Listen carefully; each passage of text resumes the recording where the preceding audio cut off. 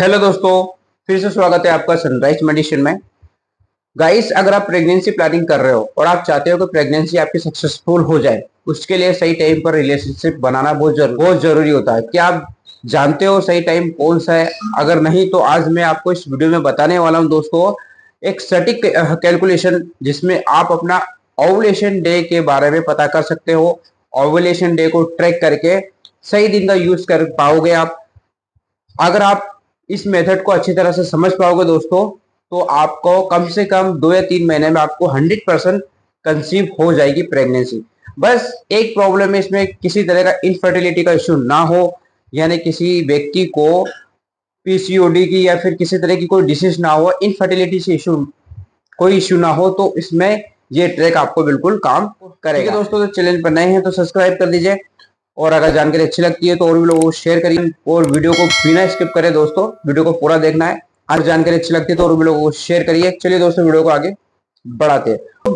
ठीक है दोस्तों, जल्दी करो उदाहरण के लिए, जल्दी प्रेगनेंसी के लिए सबसे पहला मेन इंपॉर्टेंट होता है ओवुलेशन। क्या है ओवुलेशन की आसान भाषा में थोड़ा बता देता हूं मैं।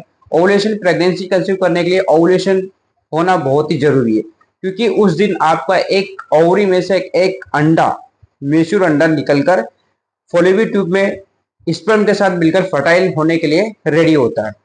तो दोस्तों, एक जो होता है इसकी लाइफ सिर्फ 24 घंटे होती है, ठीक है।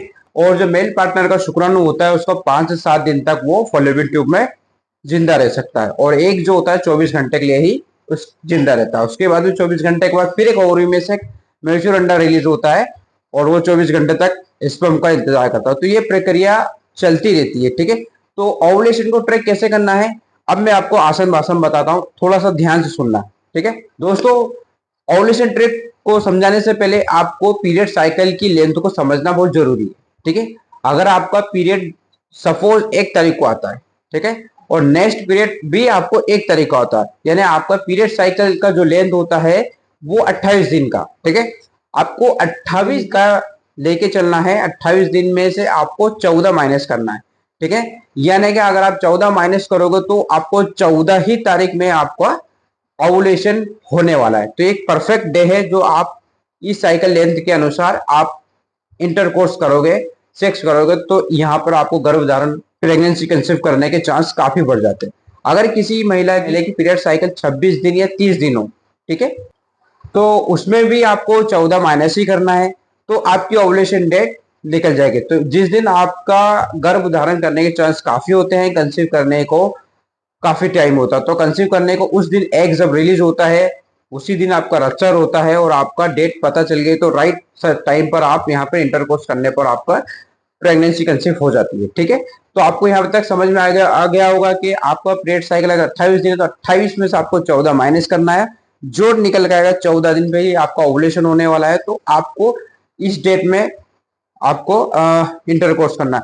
तो कभी कभी क्या होता है, कभी कभी ये हो सकता है कि आपको 14 के बदले कभी क्या होता है 13वें दिन या 15वां दिन रिलीज भी हो सकता है आपका अंडा। तो आपके अगर पीरियड साइकिल का जो होता है 1 से लेकर 7 दिन तक तो वैसे नॉर्मल पीरियड होते हैं, तो 7 दिन से लेकर आपका 8 9 दिन तक, 9 से लेकर आपको 16वें दिन के बीच में आप प्रेगनेंसी के लिए बेस्ट टाइम होता है। इस बीच में अगर आप इंटरकोर्स करोगे तो प्रेगनेंसी रुकने के चांस काफी होते हैं, क्योंकि आपके अल्टरनेट में भी अगर आप इंटरकोर्स करोगे तो उसमें भी रुकने के चांस होते हैं, क्योंकि इसकी 24 घंटे इसकी लाइफ होती है एग की फॉलोपियन ट्यूब में जिंदा रहने की, ठीक है। उसके बाद में आपका जो स्पर्म जो होता है, स्पर्म बॉडी के अंदर एक बार चला जाता है तो वो कम से कम 5 से 7 दिन तक बॉडी के अंदर रहता है, तो इन दोनों का मिलन होकर फर्टिलाइजेशन हो जाता है और प्रेगनेंसी कंसीव हो जाती है।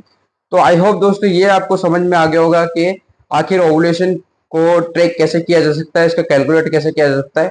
तो जानकारी अच्छी लगी हो तो लाइक कर दीजिए, चैनल पर नए हैं तो सब्सक्राइब कर दीजिए। फिर मिलते हैं एक नई वीडियो के साथ, एक नए टॉपिक के साथ। तब तक के लिए जय हिंद।